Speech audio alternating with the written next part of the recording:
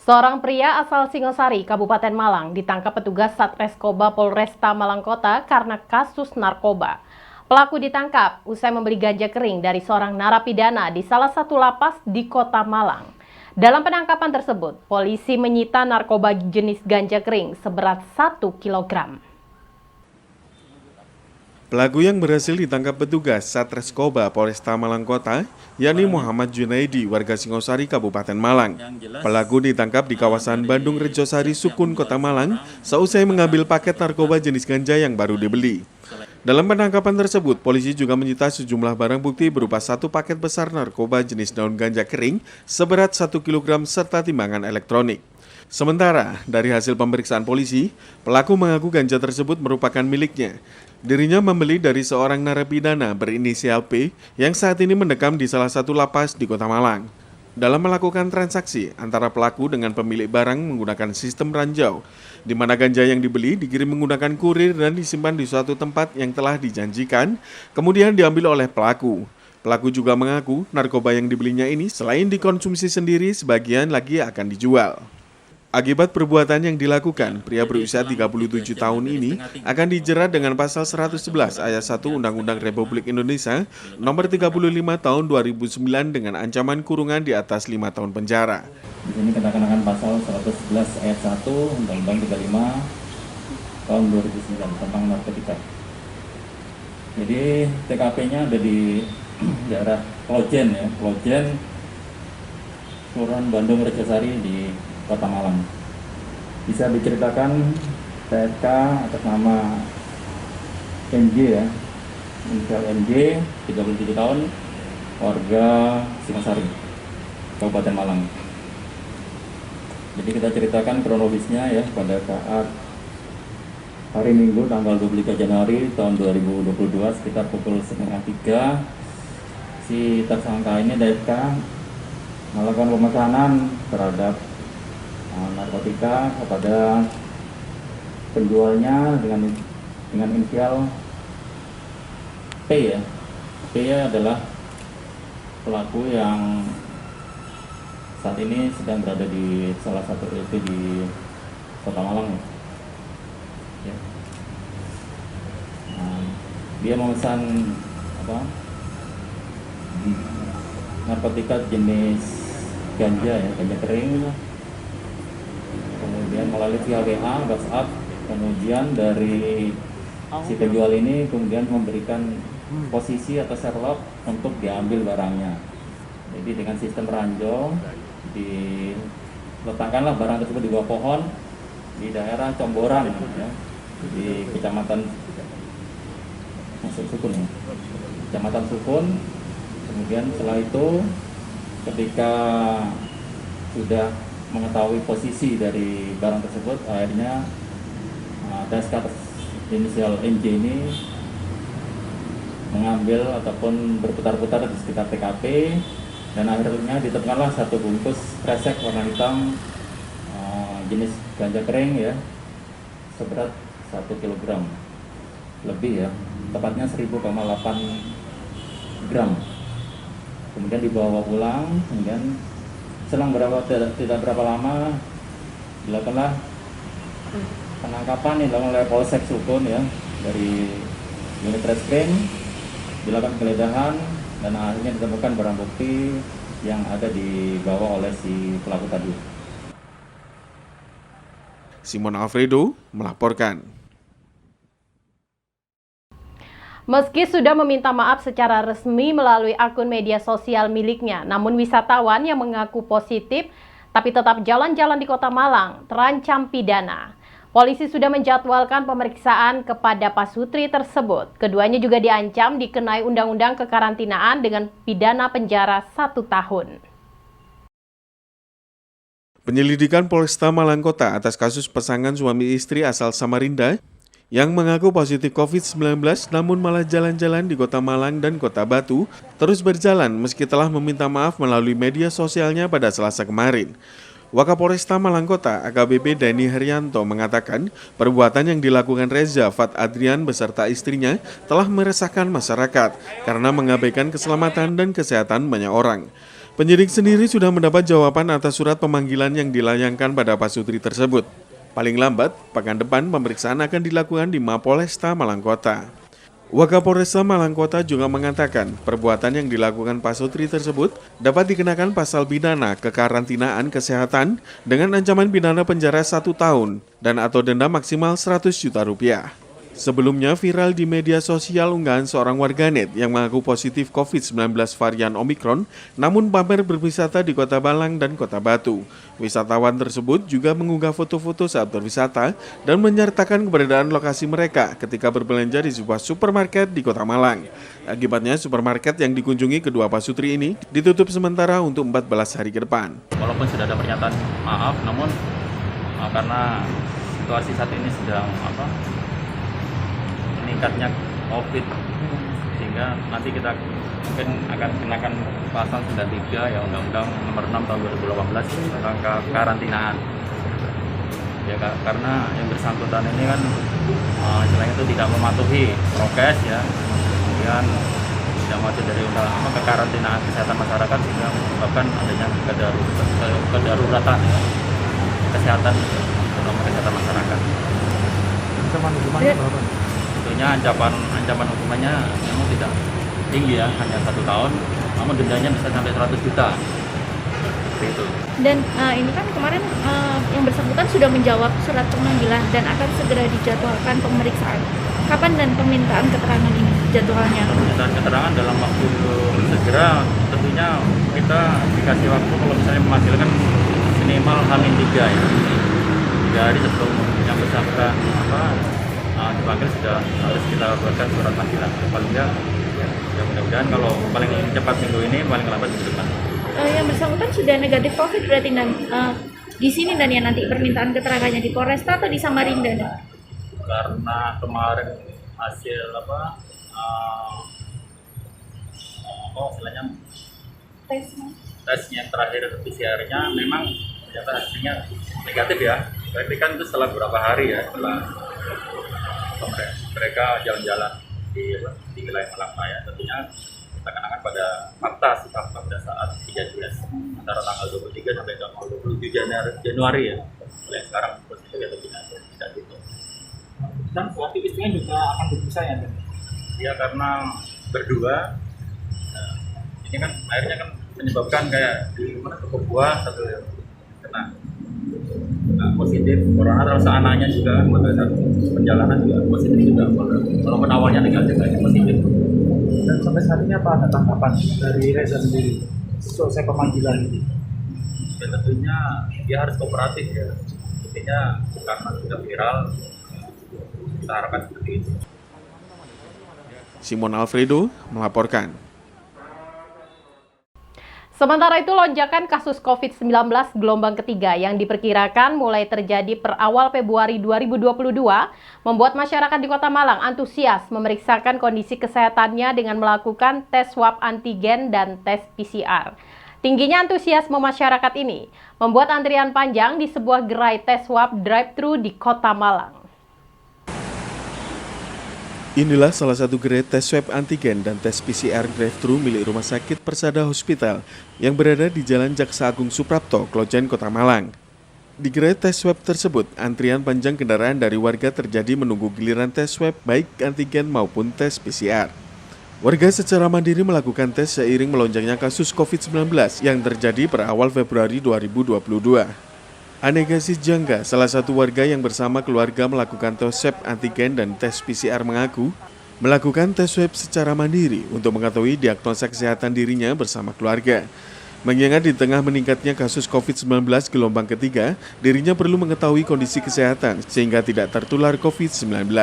Diagnosa aja untuk ngecek, karena kan saya lagi batuk, cuman khawatir anak-anak juga kan satu rumah. Jadi inisiatif mandiri aja sebenarnya untuk kondisi sekarang. Gitu. Seberapa sering Pak swab? Kalau sudah ngerasa was-was, apalagi sekarang kan udah dia was-was ya itu inisiatif aja. Berarti sekarang lebih aware juga Pak ya kepada keluarga juga ini. Sementara pasca melonjaknya kasus COVID-19 pada awal Februari, permintaan tes swab antigen maupun tes PCR di gerai tes swab drive-thru milik Rumah Sakit Persada Hospital meningkat 50%. Pihak Rumah Sakit Persada Hospital mengaku lonjakan permintaan swab terjadi 2 pekan terakhir atau semenjak melonjaknya COVID-19 jenis Omicron. Per hari rata-rata permintaan tes swab antigen sebanyak 100 hingga 150 orang, sedangkan untuk tes PCR sebanyak 50 hingga 70 orang. Sementara untuk tes swab antigen dan PCR di gerai drive-thru milik Rumah Sakit Persada Hospital, masyarakat hanya membayar biaya tes Rp99.000 untuk tes antigen dan Rp275.000 untuk tes PCR. Untuk drive-thru swab center Persada, ini beberapa terakhir, kurang lebih seminggu sampai 2 minggu terakhir ya, mengalami pelonjakan sih sebenarnya dari pelayanan pasien-pasien yang melakukan swab sendiri di sini dengan lantatur kita seperti itu. Peningkatannya ini bisa sampai 40-50% dibandingkan yang bulan sebelumnya seperti itu. Untuk drive-thru yang sekarang untuk pelayanan swab yang ini itu dibandingkan yang November Desember itu yang kebanyakan buat penerbangan. Nah, makin kesini dengan adanya Omicron itu mereka mulai aware lah dengan pelayanan swabnya seperti itu. Jadi kalau misalnya ada dalam satu keluarga yang terindikasi dengan positif dengan keluhan gejala batuk pilek dan lain-lainnya, itu mereka udah mulai melakukan swab sendiri. Antisipasi sih, lebih ke antisipasi jangan sampai tertular atau menularkan yang lain. Jadi mereka melakukan kebanyakan swab seperti itu. Simon Alfredo melaporkan. Terima kasih Anda masih setia bersama kami dalam Info 7 Malang Raya. Sudah banyak rambu larangan berhenti di jembatan kawasan Cangar, Kota Batu, tetapi pengguna jalan masih berhenti dan bersuap foto. Banyak pihak berharap kesadaran pengguna jalan bisa semakin meningkat untuk mematuhi rambu untuk keselamatan bersama. Beginilah yang terlihat di sepanjang Jalan Raya Cangar, Kota Batu. Cukup banyak rambu penunjuk arah yang dalam kondisi kotor penuh coretan cat semprot. Kondisi dikeluhkan banyak pihak selain mengganggu pemandangan juga fungsi rambu menjadi berkurang. Padahal sudah ada aturan yang melarang mengganggu ataupun mengurangi fungsi rambu yang diancam denda maupun kurungan. Tidak hanya itu, masih banyak pengguna jalan yang tidak mematuhi rambu larangan, salah satunya berhenti di kawasan yang dilarang. Menurut salah seorang pengguna jalan mengungkapkan prihatinannya dengan kotornya rambu penunjuk arah maupun pelanggaran terhadap rambu dengan sengaja oleh para pengguna jalan. Di kawasan Jembatan Cangar perbatasan Batu dan Mojokerto masih terlihat cukup banyak pengendara yang dengan sengaja melanggar rambu larangan berhenti maupun himbauan lainnya. Padahal kegiatan bersuap foto selain mengganggu arus kendaraan juga bisa membahayakan para pengguna jalan pada umumnya. Aduh ya kumuh banget pokoknya. Kurang bersih, Iya. Malah kelihatan jelek, kurang bersih. Terus kalian fungsi rambunya gimana kalau fungsi rambu kayak Fungsi rambunya kayaknya ya sudah bagus. Ya. Sudah bagus, jalannya juga bagus. Cuma coret-coretannya aja yang tidak bagus. Tapi berarti kan mengganggu fungsi rambu kalau nggak jelas kelihatannya, Pak ya? Oh iya juga, ya betul juga. Iya. Apalagi kondisi jalan juga kan bahaya nih, Pak. Iya, bahaya banget. Bahaya banget. Apalagi Bahaya tuh banget. malam hari gimana kalau malam? Iya Pak, harus yang bersih. Pak, harapan, ya? Sebenarnya kotanya indah malah kumuh. Ya. Iya. Pak, sebagai warga masyarakat, sebagai pengguna jalan, harapannya seperti apa sih, Pak? Ya supaya di Batu itu tetap bersih, jaya. Pengawasannya kurang. Dan pemeliharaan rambu itu. Rambu-rambunya juga kurang. Iwan Hikmawan melaporkan. Akibat faktor cuaca dan harga jual rendah, sayuran milik petani di kawasan Cangar, Kota Batu mengalami kerusakan parah. Tanaman jenis kubis rusak sehingga petani mengalami kerugian banyak, terlebih biaya untuk pupuk dan obat-obatan semakin tinggi. Beginilah yang terlihat di kawasan lahan pertanian di kawasan Bumi Aji, Kota Batu. Tanaman kubis sawi milik petani mengalami kerusakan parah akibat terkendala cuaca.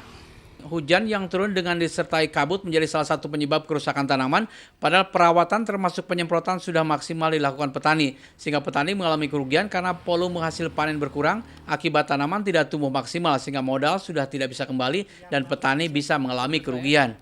Sudah cukup lama harga sayuran mengalami penurunan dan sampai sekarang masih belum menggembirakan dan malah sebaliknya.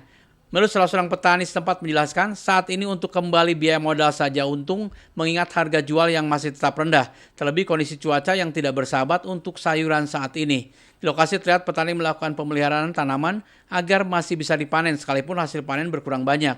Para petani berharap harga jual sayuran bisa mengalami peningkatan sehingga modal yang dikeluarkan bisa kembali dan petani tidak sering mengalami kerugian. Ya udah mulai tua, gak rusak. Rusak Pak ya? Ya. Memang nggak kuat Pak hujan gini? Nggak kuat. Tapi lo penyemprotan terus-terusan Pak ya? Ya terus. Paling jarak 2 hari atau 3 hari sekali. 3 hari. Berarti kalau musim penghujan kemarau pengeluaran lebih besar penghujan Pak ya? Ya hampir sama sih. Kalau musim kemarau kan ditambah biaya untuk penyiraman. Oh, untuk air Pak ya? Ya Pak sekarang untuk harga kubis berapa sekarang Pak? 1.000 Rp1.000 per kilogram Pak ya? Pak itu termasuk harga gimana? Harga murah? Udah paling murah itu. Paling murah Pak ya? Jatuh. Pak, kalau untuk harga segitu modal gimana, bisa kembali apa enggak? Nggak bisa ya. Sudah nggak bisa Pak ya? Nggak bisa kembali. Masalahnya untuk biaya panen, untuk transportasi aja udah nggak mencukupi itu. Oh, makanya kadang-kadang kan banyak juga yang di bawah itu yang nggak dipanen mungkin karena mungkin nggak Pak ya? Iya. Biaya operasional sudah nggak mencukupi. Nggak mencukupi Pak ya? Pak, kalau kayak gini kerusakan hasil panen bisa berkurang berapa persen kalau sudah gini Pak? Kalau gini ini ya berkurang 50%. Banyak Pak ya berkurangnya. Iya. Berarti kalau penghujan siap-siap aja Pak ya? Iya, siap-siap. Siap-siap rugi. Ya siap-siap tapi ya sebagian. Ya. Kalau mulai awal dari kecil perawatannya bagus ya nggak sampai. Oh, sampai gini Pak ya? Nggak sampai gini. Berarti belum nggak optimal berarti Pak ya? Optimal ya. Tapi kalau harga itu kan sulit apa menentukan harganya? Sulit menentukan harga. Ikutin pasar aja. Iya, ngikuti pasar. Berarti sekarang melimpah mungkin ya? Iya, mungkin melimpah sekarang. Iwan Hikmawan melaporkan. Terima kasih pemirsa Anda masih setia bersama kami dalam Info 7 Malang Raya. Akibat terkendala faktor cuaca, volume hasil panen mawar potong berkurang. Kondisi ini berdampak pada pemenuhan dan permintaan mawar potong yang sedang meningkat. Sementara untuk harga jual sedang relatif baik. Menjelang Valentine, harga mawar mulai merangkak naik. Beginilah yang terlihat di lahan pertanian mawar di kawasan Bumi Aji, Kota Batu. Tanaman mawar dan bunga hias lainnya menjadi andalan warga masyarakat di kawasan Bumi Aji, Kota Batu. Saat ini permintaan mawar potong sudah meningkat menjelang hari Valentine yang jatuh pada tanggal 14 Februari 2022. Harga jual mengalami kenaikan dibandingkan beberapa waktu sebelumnya. Namun karena kondisi cuaca hujan turun dengan intensitas tinggi berpengaruh pada stok mawar di tingkat petani. Stok mulai berkurang dan bunga mawar tidak sebagus pada kemarau akibat kerusakan pada bagian daun yang berdampak pada bunga yang dihasilkan. Menurut salah seorang petani sempat menjelaskan pada penghujan bagian daun mengalami kerusakan berwarna kuning dan ada bintik-bintik, biasanya daun akan mengalami kerontokan sehingga penyemprotan menjadi lebih sering dan biaya menjadi lebih banyak yang harus dikeluarkan. Di lokasi lainnya terlihat tidak hanya mawar potong yang banyak di lahan pertanian, tapi juga mawar untuk bibit juga dijual. Para petani berharap harga obat-obatan tidak semakin naik dan bisa terjangkau sehingga keberlangsungan aktivitas pertanian bunga mawar bisa tetap terjaga. Gimana untuk harga bunga di tingkat petani, Bu? Ya, kalau Valentine harganya agak naik. Berapa Bu harganya saat ini, Bu? Nggak mesti, kadang Ya. 2.000, kadang 1.500. Itu di tingkat petani bukan? Iya.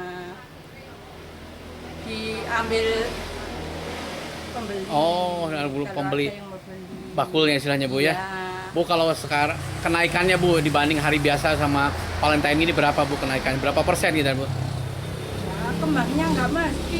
Ya. Kembangnya ini nggak mesti. Ya, nggak mesti kembangnya. Kenapa nggak mesti Bu?